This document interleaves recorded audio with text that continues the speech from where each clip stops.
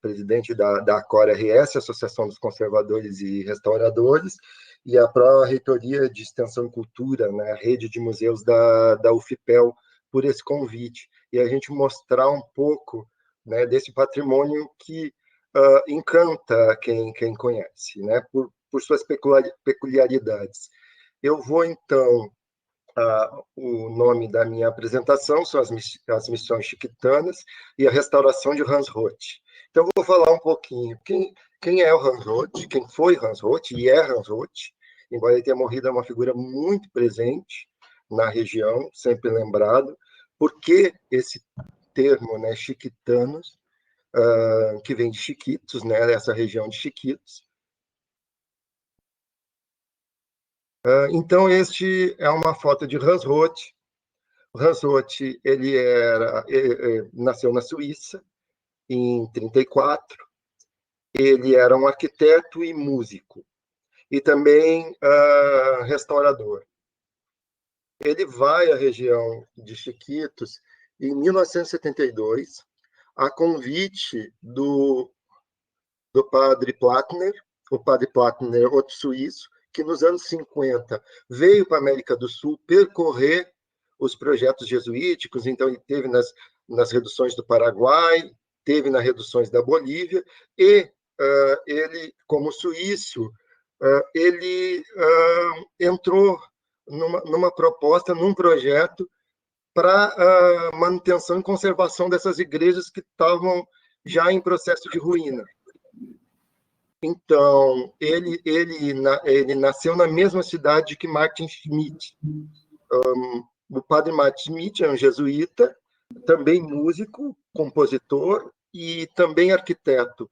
E o Martin Schmidt, ele construiu 3 igrejas nesse complexo de povoados, nessa região de Chiquitos, que eu vou desmembrando conforme elas vão aparecendo. A primeira igreja que ele constrói é no povoado de São Rafael, na região de Velasco, também nessa área chiquitana. O aniversário de morte do padre Schmidt, ele estaria em 1972, ele estaria completando 200 anos de morte. Então, nessa efemeridade, se faz esse projeto para recuperar a igreja de São Rafael, que foi a primeira igreja construída por Martin Schmidt. Chega, então, Hans Roth, um jesuíta, eu esqueci de comentar esse detalhe, e começa a trabalhar na restauração, não sozinho, existia um grupo de outros arquitetos alemães também. É importante que são vários atores em toda essa ação chiquitana. A gente vai, né, colocar em holofote alguns nomes, mas é um esforço em conjunto. E, sem demagogia, o principal ator disso é justamente são esses povoados chiquitanos, são essas pessoas que viviam nesse lugar, que mantiveram esses espaços com dificuldade de recurso com o passar do tempo. Então, o Hans Roth tinha a missão de capitanear a restauração de São Rafael, da igreja de São Rafael, e tinha um prazo de 6 meses, né? A ordem deu um prazo de 6 meses, e ele se encanta pela região e pensa também nos outros projetos. Em todo o socorro era uma questão emergencial, então ele abre mão, ele não volta para a Suíça, ele então se desliga da Companhia de Jesus e fica na região, né, durante 3 décadas. Então, eu já ressaltei aqui para vocês a figura do Martin Schmidt, também o padre Félix Plattner, né, que foi ele, né, que convocou, né, e é dele a ideia, né, de comemorar o bicentenário de morte do arquiteto Martin Schmidt. E uma outra figura bem importante era um ex-seminarista chamado Plácido Molina, que ele vai para a região de Chiquitos, se depara com esse patrimônio e fica encantado. E, principalmente na década de 40, ele faz um grande esforço para recuperar essas igrejas, e ele faz uma exaustiva documentação fotográfica dessas igrejas. Ele fotografa muito todas as igrejas no estado que elas estavam. E também move ações para recuperar as igrejas. Né, nessa parte inicial, ele não é feliz, mas toda essa documentação dele vai ser fundamental para o projeto de restauração que vem a seguir, né? Porque esses restauradores vão se fartar de todo esse material recolhido, principalmente na década de 40, pelo Plácido Molina.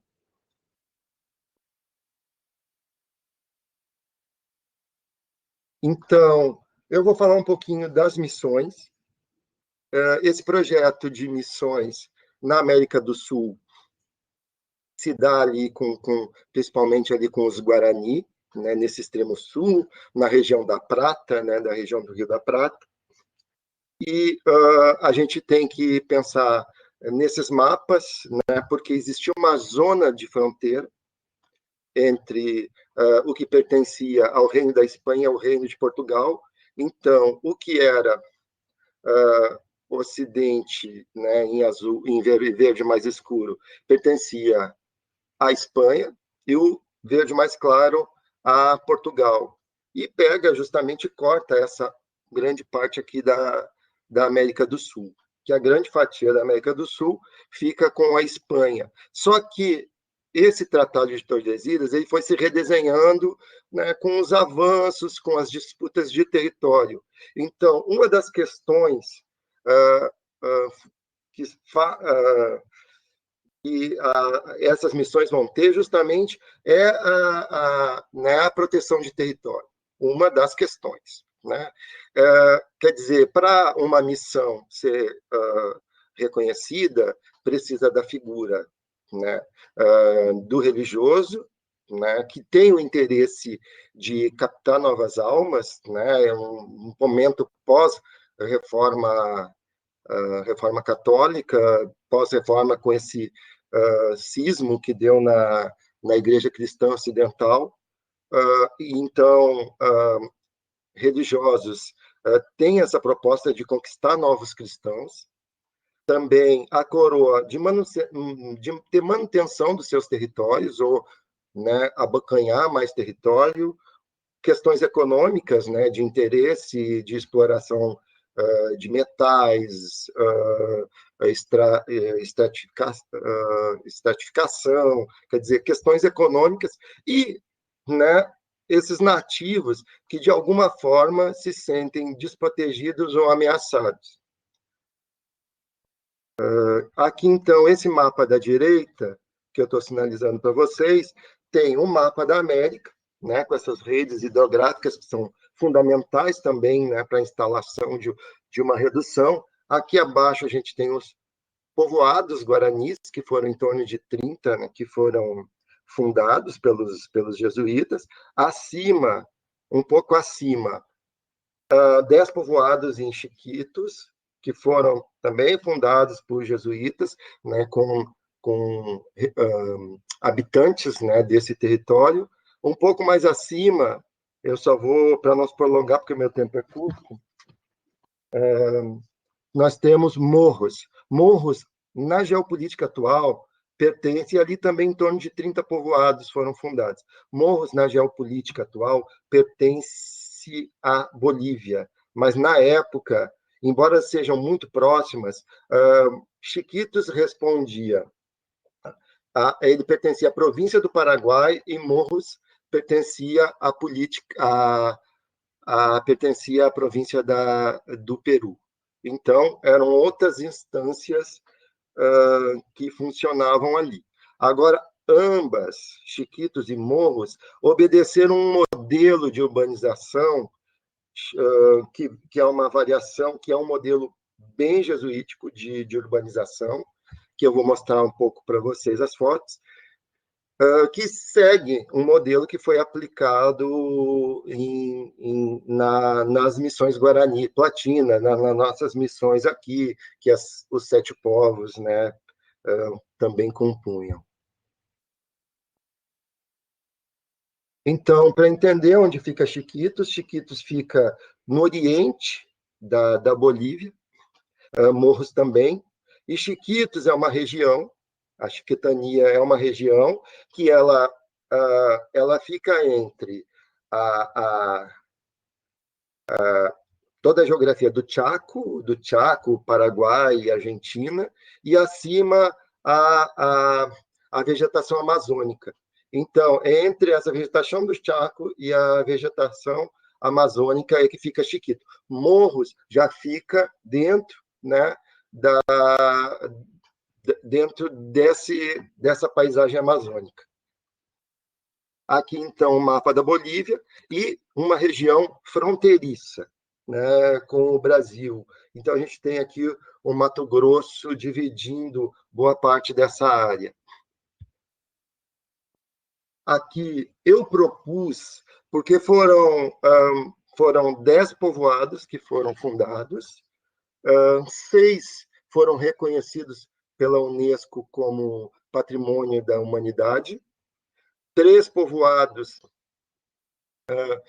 não existe quantidade de remanescente para ser reconhecido como tal, existe uma igreja, ou o traçado urbano se desconfigurou, e São Inácio Velasco, que é um dos maiores povoados, teve a igreja por alguns fatores, e o principal é que a igreja foi destruída nos anos 50 e não foi recuperada.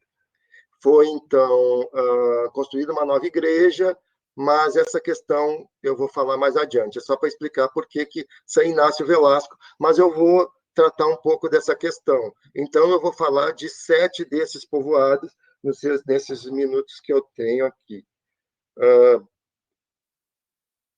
Então, e eu propus não fazer um roteiro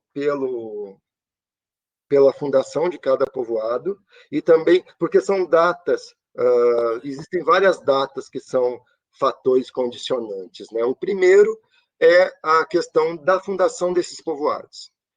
A segunda questão é justamente a construção dessas igrejas, porque esses povoados já precisavam estar estabelecidos para se construir uma grande igreja.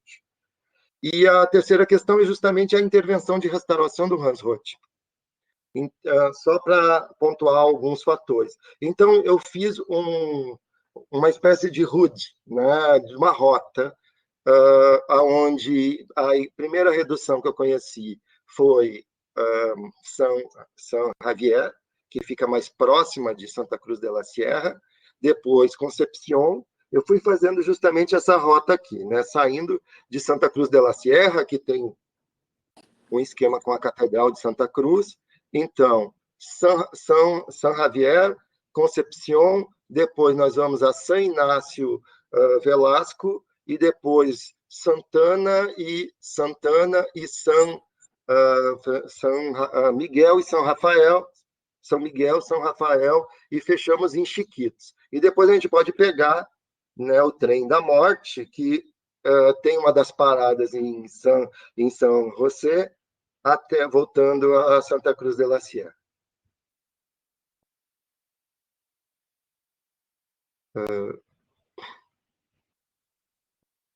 Uma das questões importantes é o seguinte: não é só a questão dos edifícios, das igrejas, mas toda uma questão cultural envolvida.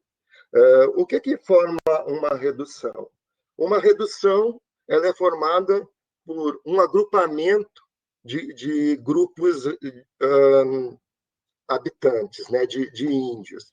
Agrupamentos de vários grupos de índios. Isso caracteriza uma redução, essa concentração. É esse o significado. Está dando um. Acho que alguém está com o microfone ligado.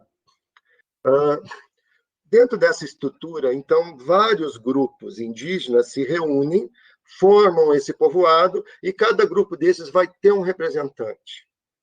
Esses representantes formam o cabildo, que é a estrutura administrativa desse grupo.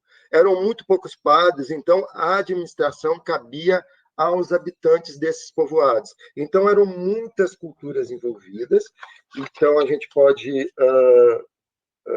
e culturas com né, línguas diferentes, com hábitos diferentes, com crenças diferentes, embora habitassem em territórios próximos.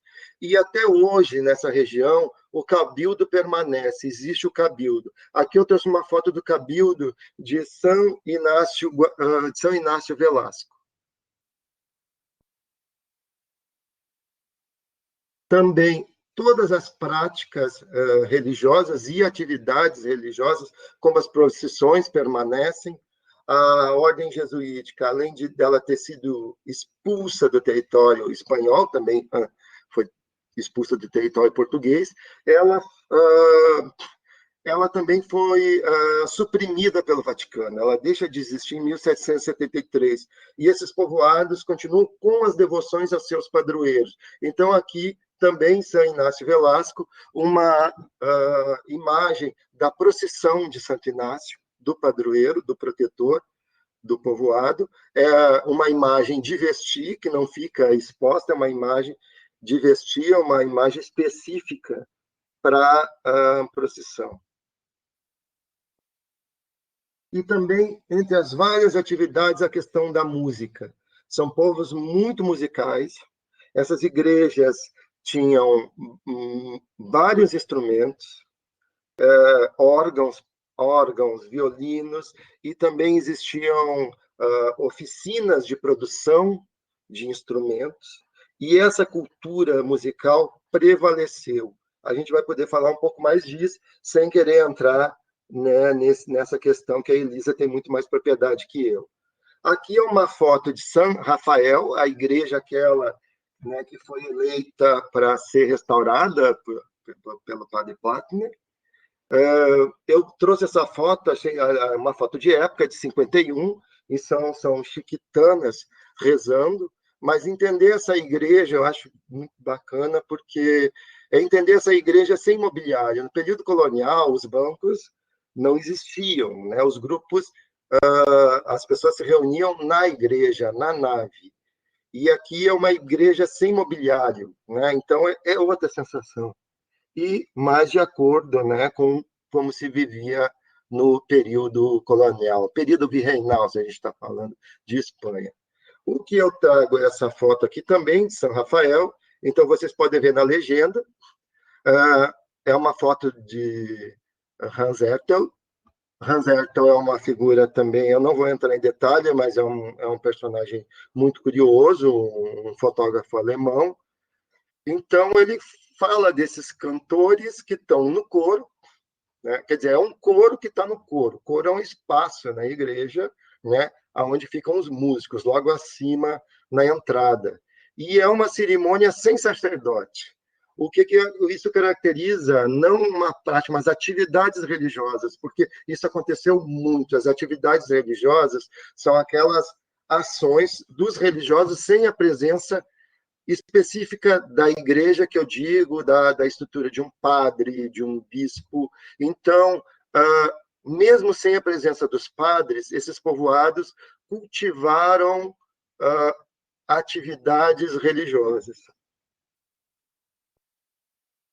Aqui, então, eu trago um mapa de Concepción. Esta não é a Concepción de Chiquitos, é a Concepción de Morros, mas é essa configuração urbana. Quando eu falei para vocês do traçado urbano, né, já Filipe II, no século XVI, ele vai determinar um modelo e também requisitos para se fundar um povoado, né? Facilidade de abastecimento, questões de acesso. Mas o traçado filipino, eu vou passar um pouquinho adiante. Aqui, por exemplo, abaixo, a gente tem o traçado de Puebla, que é uma cidade fundada no período colonial no México, próxima à cidade do México. Então, a gente tem esse núcleo central, que é a praça. Na praça estão os prédios públicos, em torno dessa praça. Então, os prédios públicos, administrativos, religiosos estão nesse entorno. E as casas vão se organizando num traçado xadrez nesse entorno. Então, a praça é um núcleo central. Eu vou voltar. Bom, eu vou falar. Já no território missioneiro, há uma adaptação. Essa igreja ela é jogada ao fundo, dando um maior cenário, maior eixo. Então, ela fica de frente à praça, no entorno dela ficam esses prédios públicos, muitas vezes são capelas, como é o caso aqui de Concepção de Morros, que tem 4 capelas demarcando o espaço. Então, esse traçado xadrez e também casas em fita. A questão das casas em fitas tem a ver com as culturas guarani, aonde os grupos eles tendem a ficar juntos, a ideia de um mesmo telhado. Agora, as habitações de Chiquitos, os habitantes de Chiquitos já tinham outros tipos de moradias, mas essa organização de casas em fitas, aqui é San Javier, que eu estou mostrando essa foto, com as casas em fitas, elas permaneceram, elas foram replicadas, tanto em Morros como em Chiquitos.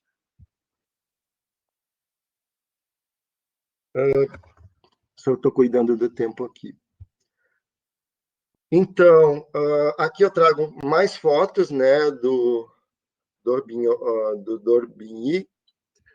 D'Orbigny era um naturalista que percorreu boa parte da América do Sul, registrando, né, costumes e culturas, e fez um trabalho muito detalhado em Chiquitos e Morros, isso lá no primeiro terço do século XIX. Então, essa estrutura continua. Para falar para vocês também por que Chiquitos, Chiquitos é uma desses grupos, um desses grupos são habitantes locais, eles eles viviam não é porque eram pequenos, né? É porque a habitação que eles viviam existia uma entrada muito pequena. Segundo, né, a tradição oral, se explicava que essas entradas, né, das habitações serem muito pequenas e baixas era para dificultar a, a infestação de mosquitos dentro da casa e também proteger de animais e até de ataques de né, de outros grupos indígenas. Então, esse tipo de habitação, esse tipo de acesso era muito pequeno, por isso que vem o nome de Chiquitos. Mas eram vários grupos guarani, vários grupos de índios que pertenciam a esse, vários grupos de índios. Eu fiz uma listagem de algum desses grupos conforme a organização do povoado. Vamos lá. Então, a língua se oficializou o Guarani, ou desculpa, o Chiquitano. Na idade, como eu falei, eram várias línguas, então foi unificada essa língua para facilitar a comunicação, né, entre esses vários grupos que estavam, né, reduzidos, convivendo, né, no mesmo povoado. Aqui eu pego uma foto desse filme A Missão, é um filme dos anos 80, e tem as casas, como as igrejas, como são as igrejas de Chiquitos, e como eram as igrejas dos povoados Guarani num período de transição. Essa estrutura, aonde ela não é de pedra, ela é de madeira, elas, numa fase, né, dos guaranis até construir a pedra, elas funcionaram assim. E no Paraguai ainda existem igrejas assim. Tem, por exemplo, Iaguarón, que fica, eu acho, com 70 quilômetros de Assunção, que tem esse tipo de estrutura e tem uma talha incrível. Portuguesa, aliás, a talha até. Então, aqui para mostrar para vocês faz um esquema, como eram essas igrejas. Então, existia um telhado. Inicialmente, também, muitas dessas igrejas elas eram cobertas de palha. Então, quando vai se sofisticando a construção, vai ser substituída pela telha. São estruturas de troncos de madeira, com arcos que podem ser de alvenaria ou, né, geralmente de alvenaria, paredes de adobe. Então, essa estrutura. E esses troncos de madeira, eles tinham as raízes queimadas, né? Isso, né, para dar a sustentação, né, do templo. Essas igrejas, então, essa grande praça, elas são usadas até hoje para festejos, para reuniões. É muito comum se chegar em Chiquitos e a população está usando para representação de teatro, para dança, para música. Eu começo, então, desculpa, eu começo, então, com San Javier. San Javier, ela é a primeira redução fundada pelos jesuítas. São Javier vem de São Francisco Javier, São Francisco Xavier para nós, e é o segundo santo mais importante da ordem jesuítica. E essa redução, ela basicamente, ela foi, né, a população era de índios pinhocas. Então, ela também é muito conhecida como San Javier de Pinhocas. Esses pinhocas eram um grupo bem grande. E depois se agrupavam também os quivicas, os baures e os guaraios também. Então, né, essa ideia de redução de vários grupos sendo reunidos. A igreja, ela começou a ser construída em 1749. Esta é uma igreja, né, do arquiteto padre jesuíta Matt Smith, uma das 13 igrejas que ele construiu, como eu falei para vocês. E essa foi a última igreja que Hans Roth restaurou. Então, acho que até fica um caráter meio de spoiler, porque ele tem soluções nessa igreja que ele não teve lá nas primeiras igrejas que começaram a ser restauradas lá na década de 70. Então, já passaram aí, né, muitos anos e muita experiência também. E também um grupo de arquitetos restauradores vão ajudar o Hans Roth nesses processos de restauração também. Então, essa igreja, eu vou... Então, a gente tem toda essa questão, né? Os arcos aqui são de madeira, né, toda a estrutura dela é madeira e as paredes de adobe. Aqui, nessa outra extremidade, aqui funcionava, então, um colégio, porque dentro dessa estrutura urbana, eu vou voltar um pouquinho, dentro dessa estrutura urbana, junto à igreja, ficava o colégio. Então, assim, os franciscanos, a ordem franciscana, né, os franciscanos vivem num convento, os monges vivem num mosteiro, os jesuítas vivem num colégio. É aquela a tipologia é muito parecida, mas os usos são diferentes. Então, é colégio, não é claustro, são pátios, porque são usados para oficinas e para escola, para ensino também. E oficinas, né? No caso de San Javier, eles fabricavam vidro, fabricavam instrumentos musicais, entre outros utensílios. Opa, caiu a apresentação.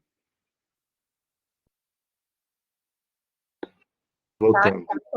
Voltou. Como é que está de tempo, Andréia? Faltam uns 2 minutos para ti. Tá. Então, eu vou... San Javier, ela foi, diferente de outras igrejas, ela foi inteiramente repintada, né, dentro desse ambiente barroco de preenchimento, e isso não aconteceu nas outras igrejas. Os retábulos colaterais também, e esses retábulos, eles são de alvenaria, diferente daqueles retábulos de madeira. E aqui, então, a gente tem, no inventário, quando os jesuítas foram expulsos, há o inventário, que foi compilado pelo Francisco Brabo, isso dá para se buscar na internet, vai falar que existia a imagem do padroeiro e 5 quadros com temática mariana. Esses 5 quadros, essas 5 pinturas se perderam, então A proposta do Hans Roth foi também, como foi feito no período, de capacitar a população local para construir a igreja. Então, muita coisa foi feita com a talha, com a mão de obra local. Então, se capacitou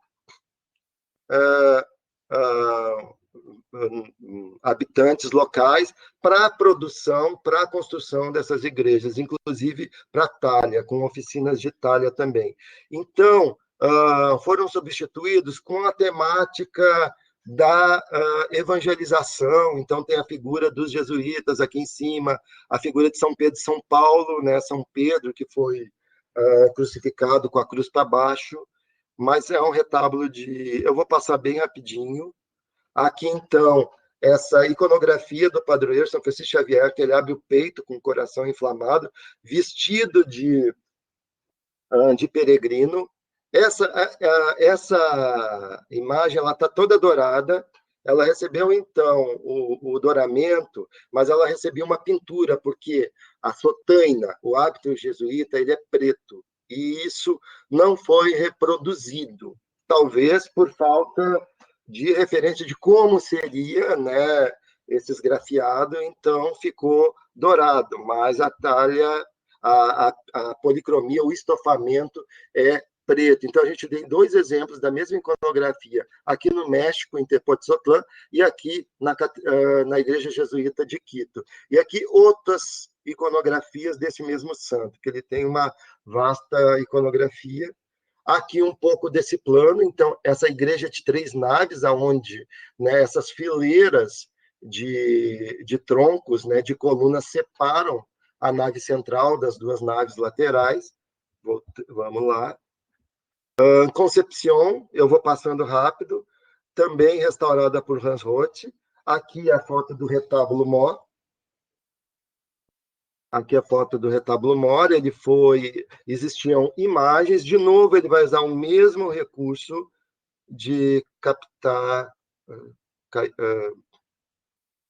de captar a mão de obra local para esculpir imagens. Então, foram esculpidas representações de baixo relevo, também ligadas à questão da colonização e da evangelização. Aqui, Concepción. Os colégios, como eu falei para vocês, assim funcionavam nas reduções Guarani, que existem ainda remanescentes nas ruínas, mas aqui eles existem. Ganharam outras funções. Aqui é São Inácio Velasco. São Inácio Velasco, como eu falei para vocês, essa igreja era a maior de todas. Ela teve uma sucessão de incêndios, e teve um incêndio muito grande nos anos 40 do século XX. Posterior a isso, ela foi destruída, e nos anos 2000, destruíram a igreja que foi construída e reconstruíram uma igreja dentro, né, de todo o registro fotográfico do Molina, que eu havia citado para vocês. Então, uma igreja se recuperou, né? Não é um falso histórico. A torre permanece como registro da segunda igreja construída no povoado. Aqui o retábulo dessa igreja e o Festival de Chiquitos. Aqui o Festival de Música Barroca, então tem instrumentos interrompendo a relação aqui da devota com a imagem de Nossa Senhora da Conceição nesse retábulo lateral. São Miguel de Velasco, também São Miguel são vários grupos que compunham São Miguel. Então, eram os Taucas, os Pequicas, os Xamanucas, os Parabecabas, os Carabecas e os Guaraiocas. Pertenciam a esse grupo de reduzidos. A redução, então, do arcanjo existia um pórtico que se perdeu no século XIX com imagens. Então, existe essa pintura, foi recuperada, e tem a figura, né, dos evangelizadores São Pedro e São Paulo, né, dos fundadores da Igreja Cristã. a praça e um retábulo, né, muito requintado. Esse retábulo estava dourado, desculpa a foto. Esse retábulo ele já estava em fase de douramento quando os jesuítas foram expulsos, e é importante também, né? Os jesuítas são expulsos, mas o processo reducional não acaba. Numa redução, eu vou já terminando a minha apresentação, numa redução, existia muito pouco acesso do branco, isso era muito controlado e muito restrito. Então, como San Javier ficava mais próximo de Santa Cruz, essa triagem era feita em São Javier. Então, muitos poucos crioulos, que eram os nativos filhos de espanhóis, ou outras culturas, entravam nesse território tanto das missões guaranis, como as chiquitanas, quanto morros. E os jesuítas sendo expulsos em 1767, esse sistema de controle prevaleceu até, algumas fontes dizem 1850, outros vão até 1880, mas falam que a partir daí começa a haver miscigenação. Então, essa estrutura reducional ela vai atravessar o século XIX. E com isso também, essas igrejas que estavam em construção continuaram, né, dentro dos recursos, ou terminadas, ou resolvidas. Aqui, Santana Velasco, essa igreja já foi construída após a, a expulsão dos jesuítas, então foi construída pela população. Nessa redução foram encontradas 1.500 folhas de partitura de manuscritos de época que eram utilizadas. No inventário falam de muitos instrumentos, e ela mantém aqui o retábulo, né, pouca talha, mais pintura. Também aqui a figura de Santa Ana, uma Nossa Senhora da Conceição representando a Virgem, filha de Santana, e outras representações, o Santo Jesuíta, o Santo Franciscano, Santos Apóstolos, e aqui a figura do São Miguel. A Elisa, aqui nesse órgão, né, um sobrevivente dessa região das missões, eram muitos órgãos. São Javier tinha 3 órgãos, 2 órgãos grandes e um pequeno. Então, esse órgão foi construído na região das missões, né, por mão de índios, com, claro, orientação dos padres. E São Rafael, que foi a primeira igreja que foi a primeira igreja que foi restaurada por Hans Roth, a primeira igreja construída pelo padre Martin Smith. Então, aquelas fotos que eu mostrei para vocês, do coro, daquele coro cantando, daquelas senhoras rezantes, é de São Rafael. São Rafael, que também é o arcanjo, que das iconografias mais conhecidas é ele com o peixe. Aqui o retábulo. E assim, Martin Smith constrói um retábulo também de alvenaria, como lá em São Javier. Esse retábulo ele foi construído e dourado posteriormente, na década de 80 do século XVIII. E aqui, então, vai ter a figura de São Pedro, São Paulo, basilares, né, fundadores do cristianismo. Tem a figura né, com o lírio na mão, o arcanjo Gabriel, o arcanjo Rafael, o patrono. Faltou aí para uma iconografia completa, porque esses programas iconográficos eles eram bem coerentes, não eram inventados. Então, né, o projeto era que os 3 arcanjos fossem representados. Por alguma razão ou outra, ou uma imagem que se perdeu, ou que não chegou a ser construída a tempo, então não cumpriu com o programa iconográfico, mas as igrejas jesuítas tendem a obedecer programas iconográficos. E aqui, fotos da época da restauração, né, da substituição das colunas. E Chiquitos. Chiquitos é o único do grupo que a igreja, o colégio são de pedra. Agora, segundo o inventário, quando a expulsão houve em 1767, essa igreja era de adobe, então ela foi substituída pela tecnologia de pedra posteriormente. Aqui um grupo meu visitando, meu e da Elisa, visitando, acho que isso aqui foi em 2016, o Festival de Chiquito. Então aqui, de novo, esses povoados que são muitos festeiros. existe muita metragem de pintura parietal, pintura de paredes, de pintura mural. Aqui a gente vê um pouco disso. Aqui de novo. E um pouco da Imaginária e do retábulo de San José. Obrigado, desculpa aí por ter cedido o tempo, Elisa, desculpa. Agora a gente vai passar, então, a palavra para a Elisa. Eu vou colocar a Elisa de apresentadora. Só um minutinho.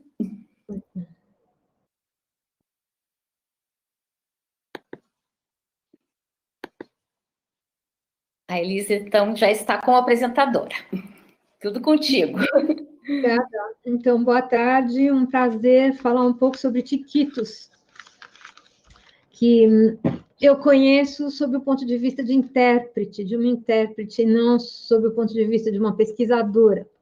Então, a minha ligação com Chiquitos parte da existência de um festival, e esse festival foi realizado a primeira vez em 1996, mais ou menos mais de 20 anos após a, vamos dizer, descoberta das partituras pelo Hans Roth. E esse festival tem continuação até os dias de hoje, e provavelmente ano que vem deve acontecer um.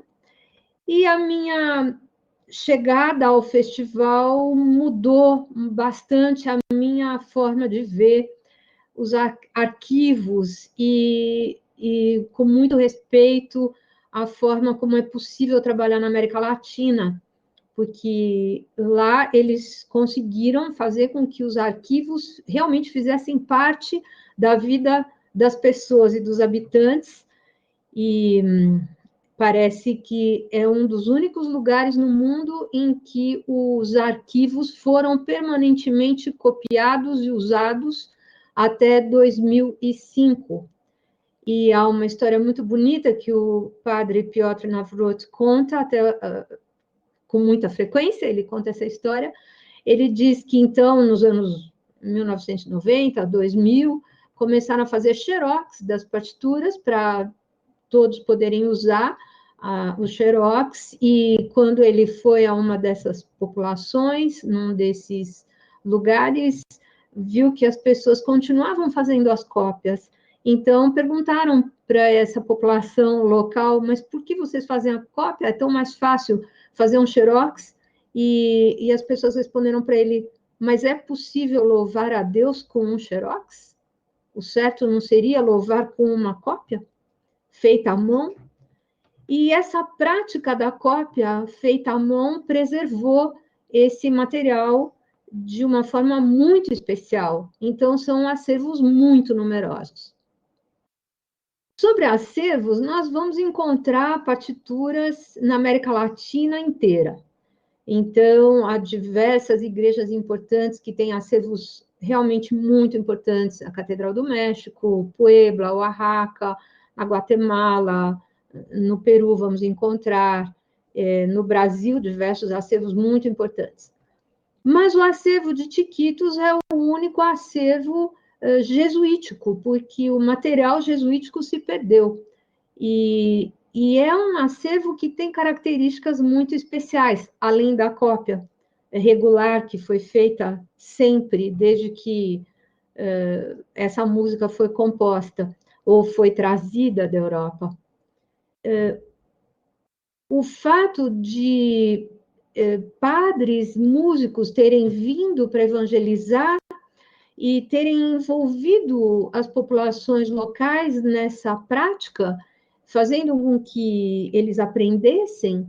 O padre Sepp fala de 5.000 índios bem formados músicos. Então, eram pessoas que logo aprenderam a cantar, a construir instrumentos, a compor e a copiar as partituras. Então, essa prática realmente é muito impressionante e dá um ar muito especial aos acervos de Chiquitos e Morros. Então, quando nós falamos desse acervo, nós falamos de algo que o padre Hans Roth descobriu ou encontrou numa parede fechada, numa sala fechada, e em São Rafael, e numa caixa em Santana. Santana é a igreja que guarda o único órgão sobrevivente das missões. E junto com as partituras em São Rafael, foi encontrada também uma coleção muito impressionante de instrumentos. E como esse acervo foi preservado, não se pode, então, falar de descoberta, né? Quer dizer, há um momento em que se descobre esse acervo para um público maior. Eu acho que essa seria a ideia mais correta. E, então, nós temos mais ou menos 5.500 partituras no acervo de Chiquitos e mais ou menos 7.000, mais de 7.000 no acervo de Morros, embora em Morros existam mais cópias do que partituras. Então, Chiquitos tem mais partituras. E o acervo de Chiquitos se caracteriza por ter também um departamento de música não sacra, ou não vocal. São raros os acervos antigos na América Latina que contam com a presença de música que não seja vocal. Muito importante é a música vocal, porque foi a prática diária das celebrações religiosas, e esse acervo de partituras no século XVIII pertencia às igrejas, então elas foram sempre mais bem preservadas do que as partituras que não são de ordem religiosa, as sonatas, as peças para órgão, para outros instrumentos solistas, e isso normalmente ficava na mão de músicos, e isso se perdeu com mais facilidade. Esse acervo de Chiquitos guarda cerca de 200 partituras para instrumentos, música de câmara, e também um outro número parecido com esse para teclados e, sobretudo, órgãos. Esse acervo, ele foi sendo montado, ou ambos os acervos foram sendo montados por visitadores e pelos músicos que vinham, padres músicos que vinham da Europa. Então, há um grande número de partituras importadas, e essas partituras eram, então, copiadas nos locais. E havia também padres, como o Zipoli, ou o próprio Schmidt, que eram compositores e que ofereciam material para os índios poderem cantar e aprender através desse sistema tão barroco como a cópia. Com isso, em cada igreja, em cada redução, existiam coros e existiam capelas. Os relatos a respeito desses grupos musicais são muito impressionantes, e mais para frente eu vou ler alguns desses relatos. Então, eram grupos musicais que contavam com 30, 40 músicos, e alguns músicos e alguns grupos eram tão bons e tão importantes que saíam da região das missões para cantar em outros locais. E há relatos que dizem, se não tivéssemos à vista os coros, poderíamos nos imaginar adentrando uma grande catedral europeia. Se não tivéssemos à vista o rosto das pessoas, né? Então, esses relatos atestam a alta qualidade da música, da interpretação, afinação, provavelmente bem correta dos instrumentos, a alta qualidade dos instrumentos também. Então, esses relatos são muito interessantes.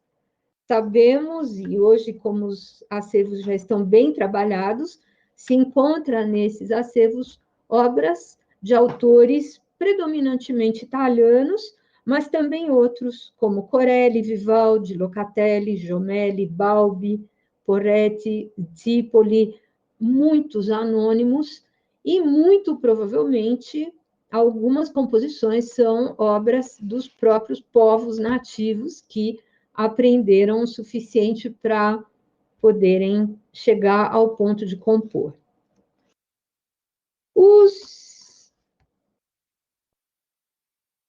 Eu tenho algumas gravações que gostaria de ouvir mais para frente. Hoje, a situação dos arquivos é muito interessante, porque eles estão bastante protegidos, o arquivo de Chiquitos fica em Concepción, e é possível ter acesso, ou pelo menos músicos podem ter acesso, os pesquisadores, a muitas publicações, farto material na internet, portanto, é fácil se aproximar desse material, e foi no correr dos últimos anos, ou das últimas décadas, foram sendo criadas escolas, oficinas e núcleos de formação de crianças e jovens, e um núcleo muito importante em Urubixá, onde se formam professores. Então, nós temos hoje um acesso muito grande, não só aos acervos e às partituras, mas os povos locais têm acesso a uma formação musical que ajuda não só a estrutura da própria pessoa, passar por uma educação musical é sempre uma experiência social e educativa importante, mas cultiva a valorização aos acervos e às coisas, as próprias coisas. Então, nós nos deparamos com coros de crianças cantando partituras que pertencem a eles há séculos, né? Essa é uma experiência muito interessante.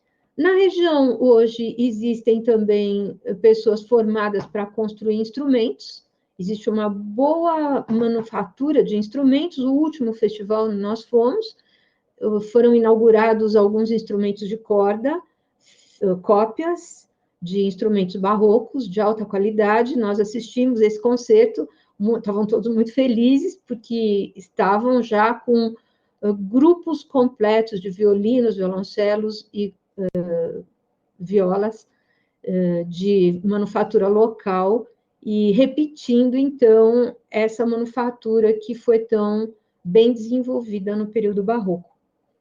Então, hoje a gente encontra esse cenário vivo e que vive ainda mais durante os festivais, quando músicos de todo o mundo se instalam na Chiquitania, ensaiam e ajudam e dão aulas e aprendem com os músicos locais. Há uma troca muito importante de informações.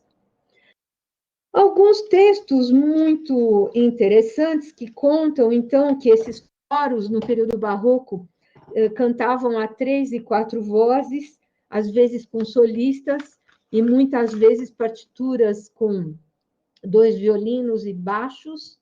Então, orquestras já grandes, mas não tão grandes, e citam esse número de 30 a 40 músicos. Vou ler alguns textos aqui muito interessantes, começando pelo Padre Sepp, que se instalou na sua chegada no pueblo de Apeiú, Três Reis, e onde ele ficou 3 anos, e trabalhando como músico. Ele mesmo fala que nesses anos, em um só ano de trabalho, formei os seguintes maestros de música: 6 trombetas, 3 bons tiorbistas, 4 organistas, 30 tocadores de xiremias, 28 tocadores de corneta, 10 de fagote. Então, ele conta, por exemplo, que na noite de Natal fiz executar uma pastoral e várias canções natalinas de origem alemã traduzidas ao guarani. Então, a gente, por mais criatividade que tenha, não consegue imaginar essas cenas, né? Muito interessantes. O Padre Sepp, que passou 40 anos nas missões e que foi um dos responsáveis por animar de música essas missões e ajudou Trípoli, conviveu com outros músicos, trouxe partituras, sempre pediu partituras nas cartas que ele escreveu. Ele teve um papel muito importante, ele conta uma história muito bonita. Ele trouxe um órgão da Bélgica na sua nau, que saiu da Itália e passou por diversos lugares antes de chegar na América Latina. Carregaram esse órgão para uma das missões, e daí ele falou para os indígenas: construam uma cópia. E viajou, partiu por algum tempo. Quando ele voltou, a cópia estava feita e os órgãos estavam um do lado do outro. E ele relata nas suas cartas, e são publicadas na forma de um livro, é um texto muito interessante. Ele relata: e eu mesmo me equivoquei e tomei o órgão indígena pelo europeu. Tomei o órgão indígena pelo europeu. E essa frase, nós que somos músicos e organistas, sabemos avaliar muito bem, porque ela quer dizer muita coisa. Ela quer dizer que os indígenas sabiam construir, sabiam medir, sabiam trabalhar com a madeira, sabiam soldar, sabiam afinar, e sabiam fazer com que o mecanismo fosse muito correto e exato, o que não é uma coisa evidente. O processo de construção de um órgão é muito complexo.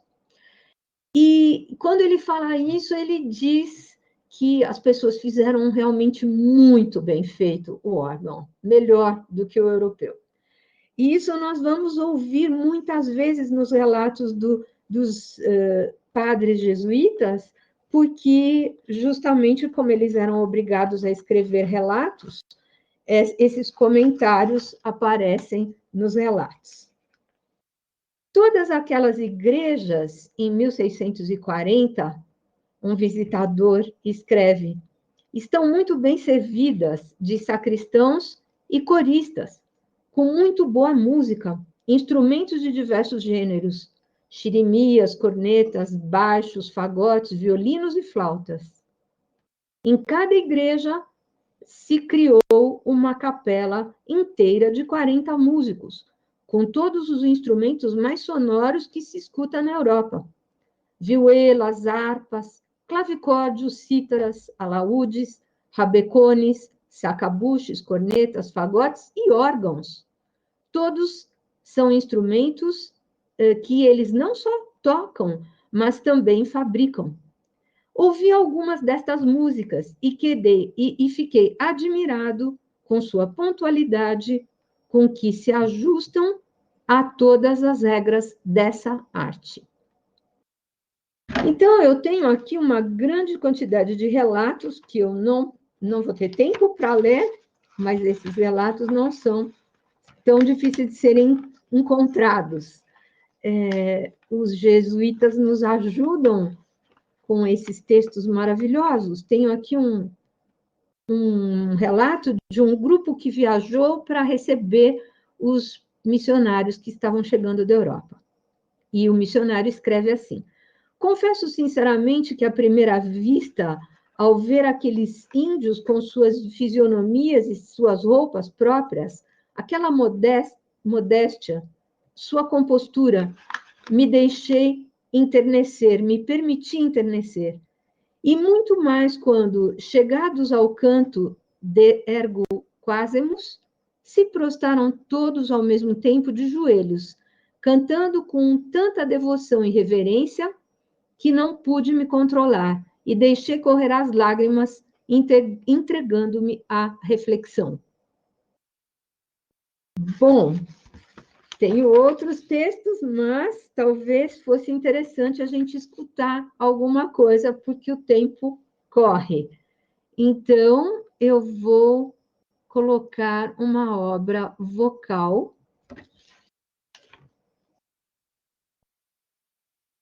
E resultado muito interessante de um esforço conjunto. O que nós vamos ouvir é um coro boliviano sendo acompanhado por instrumentistas. Na verdade, os instrumentistas não acompanham, solam juntos, né, junto com o coro. É uma obra do acervo e o regente e o grupo são europeus. E nos festivais, justamente, essas possibilidades são muito frequentes, e, como eu disse, é uma possibilidade de troca muito importante. Então, nós vamos ouvir o coro Aracaender, que é um dos bons coros bolivianos, acompanhado por um conjunto chamado Florilegium. E há muitos dados nessas gravações, e eu copiei 3 gravações muito interessantes aqui no nosso bate-papo. Quem quiser pode aproveitar e copiar, vou partilhar aqui.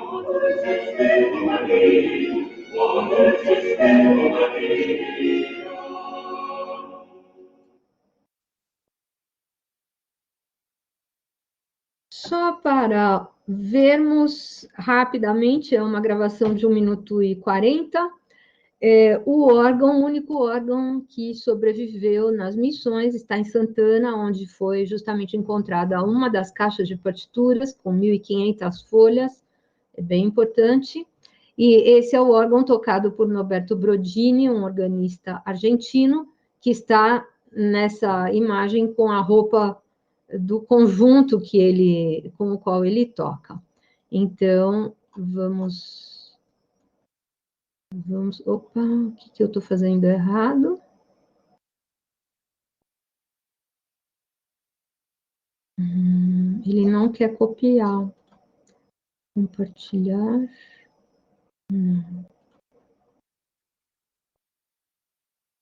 Ok. Desculpa, fiz um errinho aqui. Olá.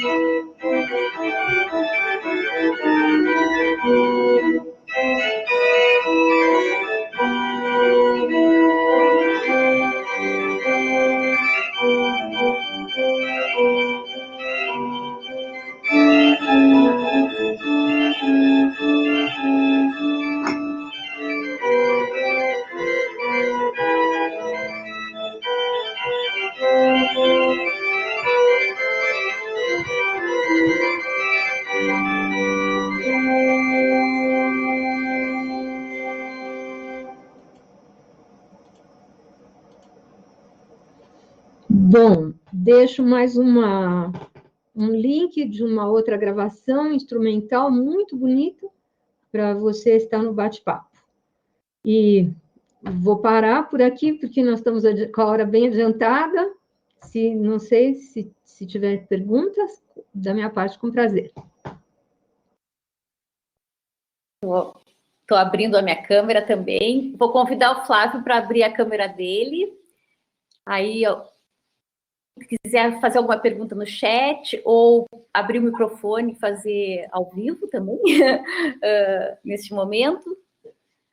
A gente tem muitos parabenizando pela fala. Eu adorei, achei assim, agora esse final com as músicas e esse som maravilhoso nessa tarde chuvosa aqui em Pelotas é algo transcendental até. A gente vai, né, imaginando assim essas missas e esses encontros na igreja, né? É muito lindo. Queria parabenizar os dois, né, pela fala e já tinha escutado a Elisa presencialmente em Minas Gerais, em 2 períodos até, quando aluna do Secor, isso na década de 90, início dos anos 2000, e também no Luso Brasileiro, que ela nos apresentou com um concerto na igreja de Tiradentes. Foi muito lindo. E o Flávio, meu amigo de longa data, né? O pessoal está comentando aqui em Rio Grande, chove muito bem. Deixa eu ver. Está todo mundo parabenizando mais, assim, não tem muitas perguntas até o momento. A Olga, trabalho incrível, aquele também. Parabenizando o Flávio pela apresentação. A Olga, nossa aluna, faz um elogio, dizendo que quer... Flávio, não conhecia o seu trabalho, achei um trabalho incrível, muito importante. Espero, quando me formar em conservação restauradora, conseguir levar um pouquinho da tua bagagem. A Olga, nossa aluna na conservação aqui, que música linda, ela também comenta. A Karen, nossa colega, também. Elisângela, gostaria de assistir. Não sei, a Lara quer fazer alguma pergunta? Abrir um microfone? Eu quero primeiro elogiar os 2 apresentadores, ao Flávio, que eu já conheço muito, a Elisa, eu achei maravilhosa também a apresentação, e cada vez que eu vejo esse trabalho de vocês, né, restaurando a questão das missões e de como o nosso indígena ele contribuiu para a criação de uma cultura mista, ou seja, de uma cultura que recebe do europeu e transforma nas suas raízes.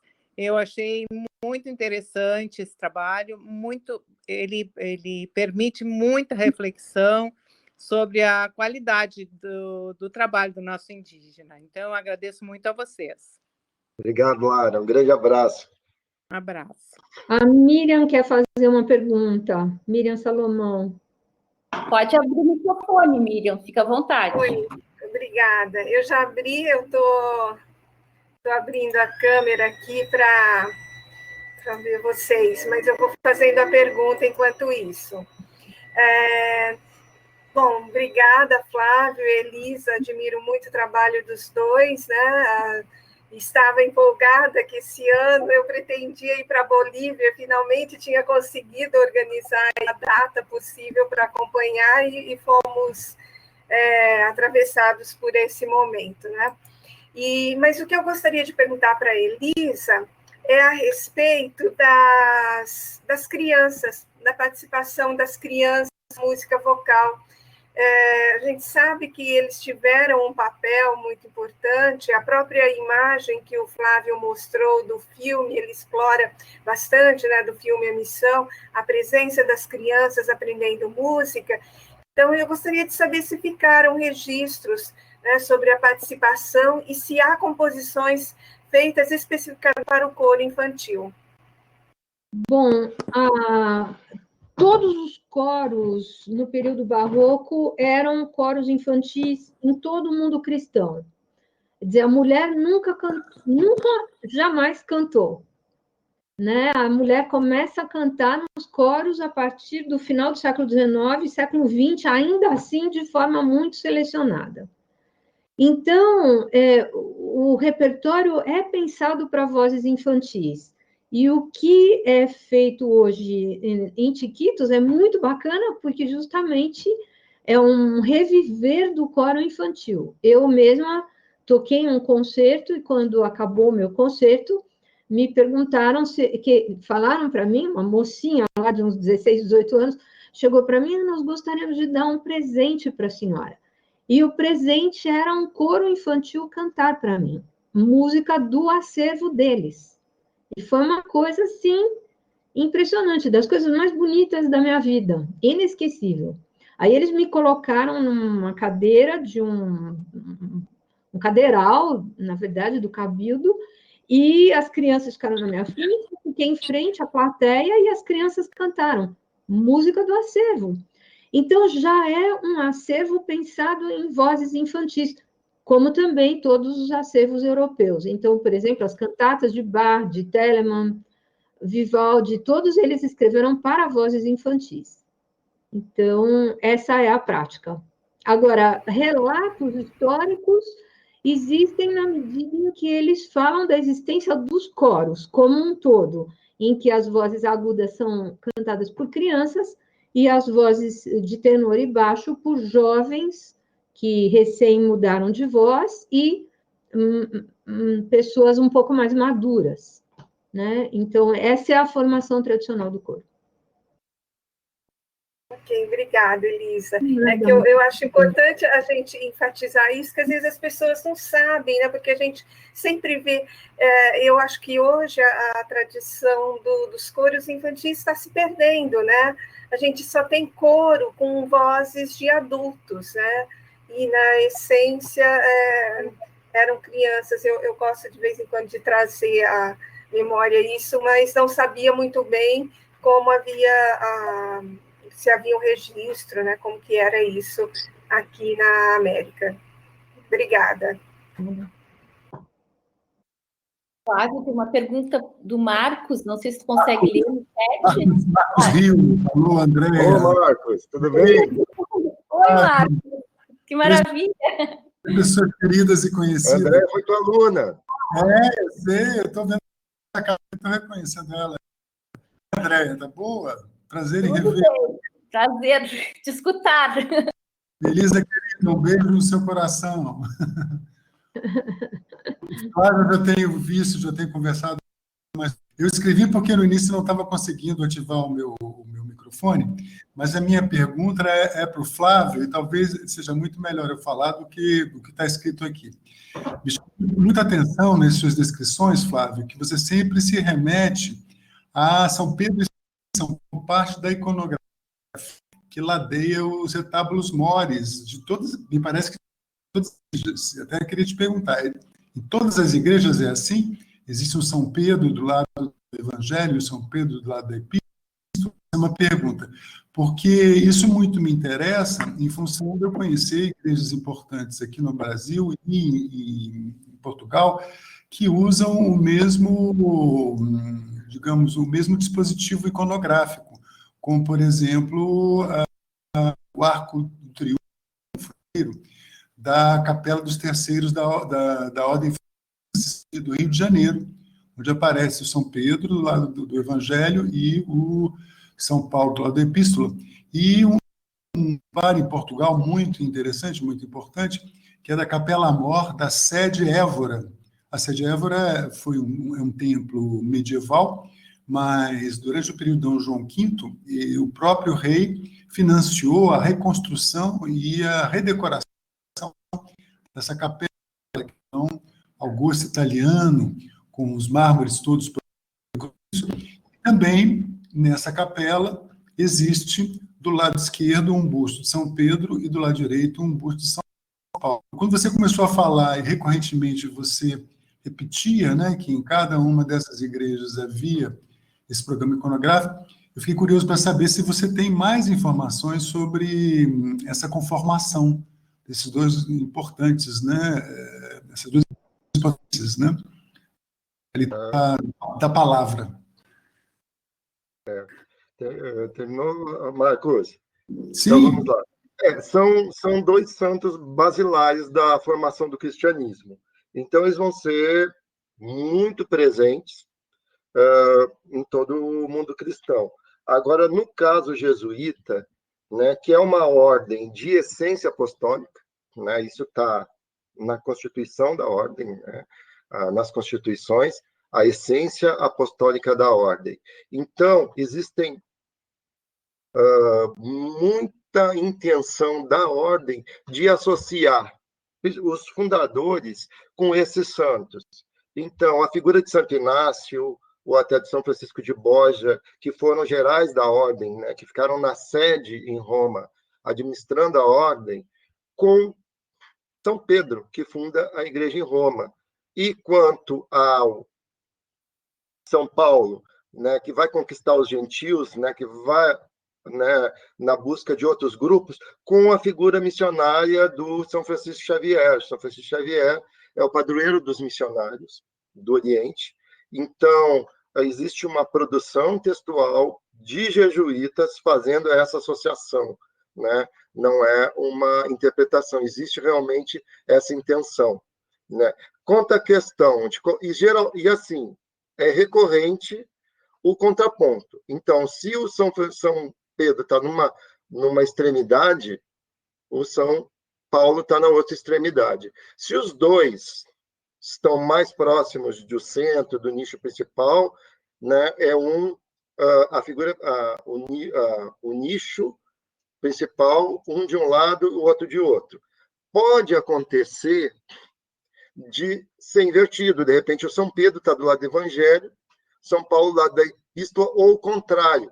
E isso tem a ver com o contratante, que entende que São Paulo tem uma importância maior que São Pedro pelos escritos, né, pelo valor da obra. Existe essa discussão, né? Então, para quem não sabe, existe uma hierarquia onde as figuras que ficam à direita ou à esquerda têm um significado mais importante. Então, o lado do Evangelho, do ponto de vista do observador, é o lado esquerdo, e o lado da Epístola é o lado direito. Então, tudo que está à esquerda do ponto de vista do observador do lado do Evangelho, desculpa estar reproduzindo isso, Marcos, até porque aprendi contigo também, tem maior valor hierárquico. E vai depender, então, né, do contratante ou do próprio artista de eleger qual dos dois fica à direita ou à esquerda. Agora, é recorrente ao lugar comum, né? Um fazendo contraponto para o outro. E associados, né, diretamente, São Paulo, a figura de São Francisco Xavier, e o Santo Inácio, a figura de São Pedro.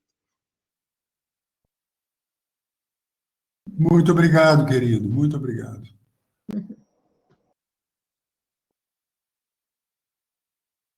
Fábio, tem outra pergunta da Olga.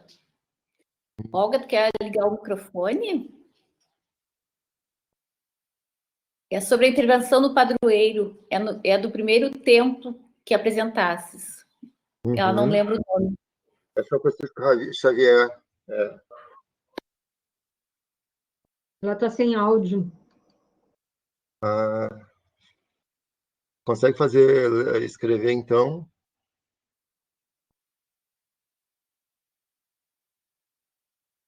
Tá, já está escrito. Já está escrito. Já está escrito. Então, como é que eu posso responder? Né? Essa equipe que foi trabalhar, muita coisa foi se descobrindo como fazer, né, o que existia, porque nós estamos lidando, né, nós estamos conhecendo, vivenciando povoados vivos, povoados que, no caso, por exemplo, dos Guarani, esses povoados, muitos se perderam e outros sofreram uma mudança muito grande, já não tem mais aquela estrutura reducional, quer dizer, as coisas vão mudando, a igreja vai mudando, ou vai se perdendo, ou por incêndio, ou por ser muito difícil a manutenção, mas Chiquitos manteve boa parte desses povoados por um longo período. Mas essa Chiquitos tinha uma estrutura econômica que permitia, né, junto com os jesuítas, mas essa produção eram dos próprios habitantes. Inclusive, eu estava lendo o texto do professor Rodrigo Gutierrez e do professor Ramon Gutierrez, falando sobre essa questão econômica. Eles exploravam a produção de cera para comercializar, e isso ajudava muito economicamente alguns desses povoados. Porque eles tinham uma certa autonomia também econômica, embora, né, o centro de distribuição fosse ali São Javier. O que aconteceu? Essa cera começou a ser explorada por outras pessoas. Então, eles perdem esse mercado. Então, eles vão perdendo alguns mercados e esses povos vão ficando com menos recursos. E isso vai dificultar muito a manutenção dessas igrejas que são, né, são igrejas com douramento, com talha, que precisavam ser acabadas. Então, intervenções vão acontecer no passar desse tempo, né? E muita coisa se perde, muita coisa. No caso dessa imagem de São Francisco Xavier, ela perdeu o estofamento, ficou só com o douramento que fica embaixo, né, dessa pintura de estofado. E eles, por não ter referência, porque muitas... A batina sotaina, né, esse traje do dia a dia do religioso que o jesuíta usava, era preta. Mas, como a gente está no ambiente barroco, ela tinha, né, um trabalho de estofamento, fitomorfo, né, tinha uma ornamentação que era representada por esse dourado que ficava abaixo desse preto. Isso se perdeu, não tinha referência de como era, então resolveram deixar no douramento mesmo. Eu acho que... Será que eu consegui responder? Será que era essa a questão? Ela está digitando, vamos aguardar.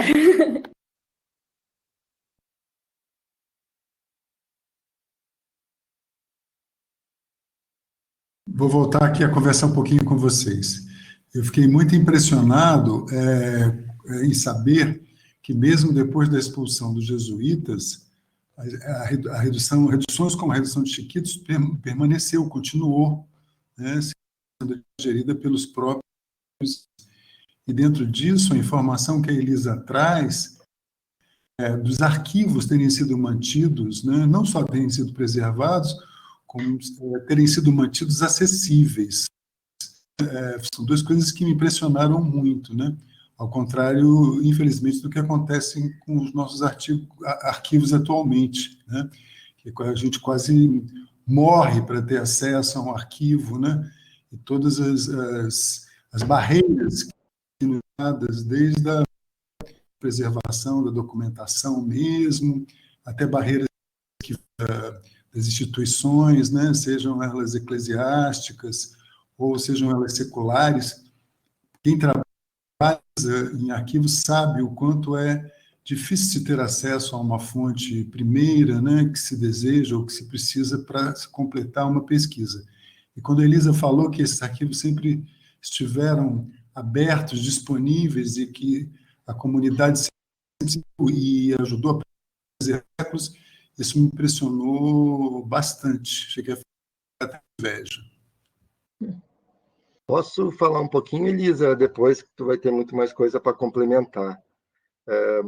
Muitas dessas partituras, né, foram encontradas nessa quantidade imensa, né, em São Rafael, a Elisa falou, 6.500 folhas de manuscritos, em 1.500 em Santana, mas também muita coisa foi encontrada, agora eu não sei dizer se eram cópias ou se eram manuscritos, em casas de moradores, né? Então, eles tinham isso, o hábito de cantar, né, vai perpassar o tempo. Então, muita coisa foi recuperada também em posse de habitantes locais. Então, é uma cultura viva, né, e que manteve muita coisa. E isso foi muito importante, todo esse aparato de preservação cultural para a Unesco reconhecer Chiquitos como patrimônio da humanidade. Na verdade, essa frase que o Flávio falou bem no começo, né, é uma história de muitos personagens. A população é o personagem principal, no caso de Chiquitos. A gente que está acostumado a trabalhar no Brasil com os nossos personagens tem um choque muito forte indo para Chiquitos. Eu fui a primeira vez, não me lembro quando, foi talvez ainda nos anos 90, e havia um encontro de musicologia histórica antes do festival. E, então, eu estava cercada por musicólogos e pesquisadores. Eu fui para o evento antes e fiquei para o festival. E daí foi muito interessante, porque nós fomos juntos, amigos brasileiros de 20 anos, né? Fomos juntos assistir os concertos. Em Concepción, por exemplo, você andava na década de 90 o dia inteiro para chegar, e ônibus, chamar aquilo de ônibus já era um elogio. Era um meio de transporte. Era uma coisa realmente muito impressionante. E daí nós chegamos e ouvimos um concerto num nível mais alto que se podia ouvir. E o meu colega brasileiro que estava do meu lado virou para mim e perguntou: líderes em que nós somos mesmo na América Latina? Né? Quer dizer, foi assim um choque tão grande para a gente estar num lugar que não tinha um centímetro de calçamento e ver aquilo que a gente viu. Foi um choque. E daí eu fui entendendo que, na verdade, aquilo não era o choque. O choque é o fato de que as pessoas sempre souberam que tinham um acervo. Elas talvez não tivessem ideia do valor do acervo, mas o acervo era a posse. E as pessoas têm orgulho. E tinham e têm. Então, é uma outra forma de entender o que é o acervo. Porque, então, se o acervo pertence a uma parede, a uma caixa, está dentro da igreja, não importa. Na minha casa, eu tenho uma cópia do que me interessa desse acervo. Então, é uma outra forma de entender o acervo. É tirar o acervo do acervo. É isso que eles fizeram. E mantiveram esse acervo. Uma parte ficou numa caixa, outra ficou numa parede, outro ficou fechado, outro não sei o quê. Mas, na verdade, o acervo era de posse das pessoas. Então, é uma outra forma de vivência. Por isso, é menos difícil fazer as coisas. Não sei se posso dizer isso, porque difícil é sempre, né? Mas eles quem faz, parte de um orgulho e de um conhecimento. Então, já dá o ponto de partida um pouco avançado, né? Não começa do zero.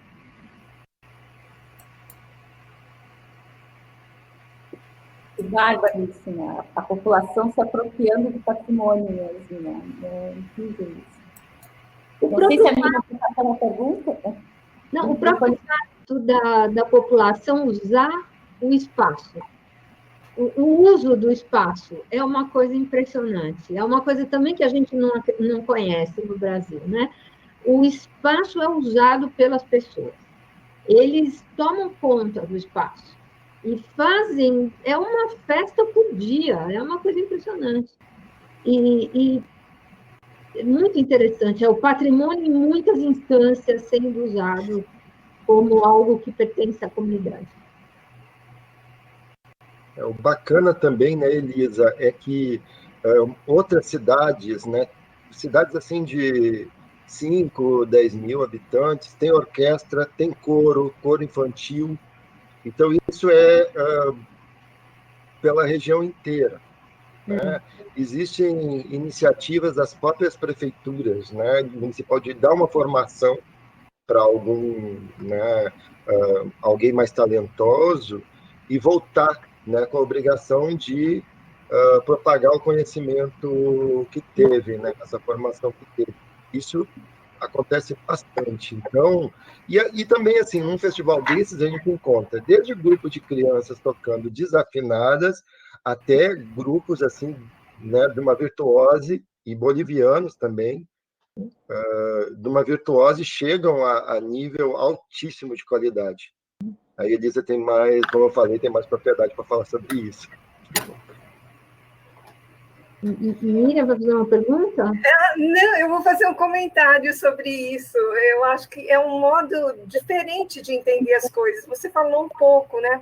Mas eu sinto assim, a gente não abraça as nossas coisas. E a gente não ocupa os espaços e entrega a eles. Quando a gente vê, eles estão ocupados por outras coisas e aquilo que era a essência dele se perdeu. Então, eu vejo assim, pensando numa escala assim, caseira, na minha casa, né? Mãe de uma adolescente no momento. Mas quando ele, desde a educação infantil até o 6º ano, né, do colégio, ele aprendeu música, e tocava, e cantava, falava em casa. Depois chega numa idade que a própria escola rompe com esse gosto de tocar e cantar junto. Ela exclui isso da vida dos estudantes, porque eles param de estudar música. Então, eu acho que a gente perde essa prática coletiva de cantar e de fazer música, porque fazer música junto, a censura, vamos dizer assim, ela é diferente. Você sozinho, você se expõe mais, se você desafina é muito mais visível. Então, e a gente não tem esse costume de trabalhar o fazer música com coletivamente e dar valor a essa, porque aí quando você tem um grupo, o grupo ajuda a preservar as coisas. Você trabalhar, a nossa formação musical dá um valor para a formação individual. Você manda o seu filho para aprender um instrumento num conservatório, numa escola de música. Você não manda ele para ele primeiro aprender a tocar um instrumento ou a cantar para fazer parte de um grupo. Né? Então, você vai ver as apresentações nas escolas, são mini shows individuais, onde você fala, nossa, aqui menino canta muito bem, toca muito bem, né? Então, eu acho que isso a gente perde na força da preservação das nossas culturas, das nossas tradições, né? Porque elas deveriam ser mais coletivas. Me parece uma das possibilidades de pensar isso, né? Eles têm em todas as reduções, hoje, né, modernamente, em todas as cidades hoje, eles têm coros e orquestras, e são dezenas.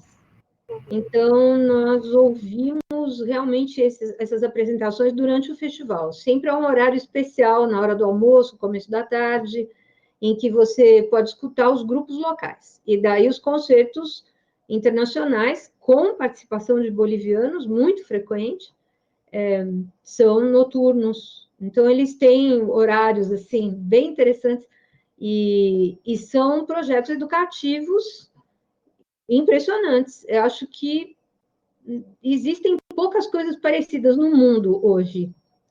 Muito provavelmente mais no mundo oriental nós vamos encontrar projetos assim do que no mundo ocidental, incluindo os Estados Unidos, Europa, Canadá, né? Poucas coisas nessa direção parecidas com isso.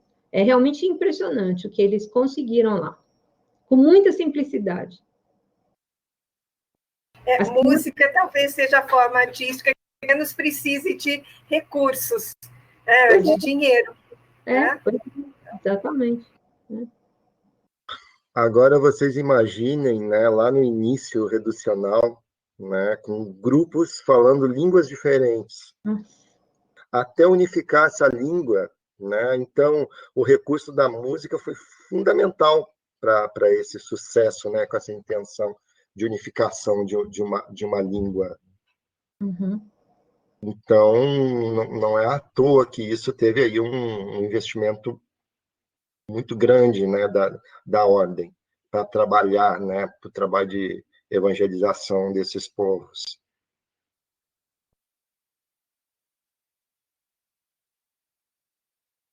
Incrível a nossa conversa hoje, né?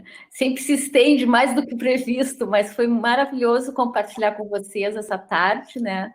Eu acho que, devido ao avançado da hora, acho que a gente pode ir encerrando. Eu agradeço imensamente a disponibilidade de vocês, a generosidade de vocês de compartilhar conosco esse momento, né? Foi maravilhoso, uma tarde muito agradável mesmo. Obrigada, Elisa, obrigada, Flávio. Obrigado. Pessoalmente, seja nos eventos ou numa viagem, venham a Pelotas também. A gente está tentando organizar o próximo Luso Brasileiro aqui pela UFPEL, né? Vamos esperar a vacina chegar para a gente poder se reunir novamente nesses eventos, né? Foi um prazer ter vocês conosco aqui hoje. Muito obrigada. Obrigado, agradeço a todos que estavam ouvindo também. Fico um pouco mais na sala, porque as pessoas às vezes querem preencher a certificação e também salvar a nota compartilhada e o bate-papo. Depois eu posso mandar para vocês também. Muito obrigada. Obrigada a você. Tchau, tchau, então. Tchau. Tchau, gente. Foi um prazer. Eu vou ficando por aqui também. Tchau, André. Tchau, Lisa. Tchau. Tchau. Que bom te escutar. Eu vou só agradecer aqui para fechar. Eu vou salvando aqui o nota compartilhada.